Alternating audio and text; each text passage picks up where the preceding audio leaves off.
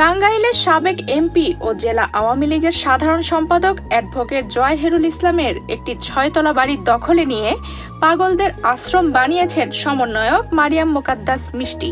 শনিবার 8 মার্চ সকালে টাঙ্গাইল শহরের ছোট কালীবাড়ি এলাকার ওই ভবনের তালা ভেঙে 20 জন পাগল নিয়ে সেখানে প্রবেশ করেন তিনি। জহেরের বাসাটা হচ্ছে পাগলের আশ্রমের জন্য সিলেক্ট করা হয়েছিল, এর জন্য আজকে হচ্ছে এই পাগল যা ছিল আশ্রমের সব পাগল এখানে নিয়ে আসা হয়েছে। 6 ফেব্রুয়ারি বিক্ষুব্ধ ছাত্র জনতা সাবেক এই এমপির বাসা ভাঙচুর করতে যায়। সে সময় ভবনটি ভাঙচুর না করে সেখানে মানসিক ভারসাম্যহীনদের আশ্রয় কেন্দ্র বানানোর চিন্তা করা হয় বলে জানান সমন্বয়ক মিষ্টি। ভাঙতে গেলে অনেকে যায়, লুটপাট করে, আগুন লাগায়, অযথা নষ্ট হচ্ছে। ওর থেকে যদি এটা সমাজের কোনো কল্যাণে কাজে লাগে এই আওয়ামী লীগের অফিস বা বাসাগুলো, তাহলে হচ্ছে ভালো হবে।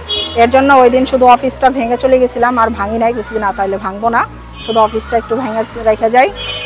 তারপরে এটা হচ্ছে কোনো বৃদ্ধাশ্রম বা পাগলের আশ্রম, এতিমখানা কোনো কিছু করব।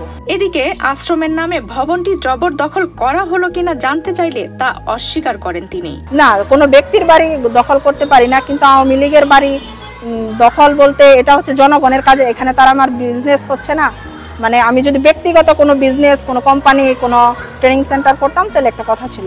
এটা হচ্ছে সমাজের যত অসহায় গরিব মানুষ, যাদের পাগল টাগল, এদের তো দেখার কেউ নাই।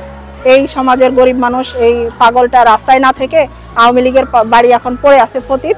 এই যারা সারা জীবন মানুষের উপর জোর দখল করে, অত্যাচার করে এই অবৈধ এই প্রাসাদগুলো করছে, সম্পদগুলো করছে, এই অবৈধ সম্পদের ভাগিদার এই অসহায় মানুষগুলাই। এর জন্য অসহায় মানুষগুলাকে এখানে রাখা হচ্ছে। 5 আগস্ট আওয়ামী লীগ সরকারের পতনের পর থেকে সাবেক এমপি ও টাঙ্গাইল জেলা আওয়ামী লীগের সাধারণ সম্পাদক জয় হেরুল ইসলাম সপরিবারে আত্মগোপনে রয়েছেন। গত 6 ফেব্রুয়ারি বিক্ষুব্ধ ছাত্র জনতা তার বাসায় ঢুকে লুটপাট ও ভাঙচুর চালায়।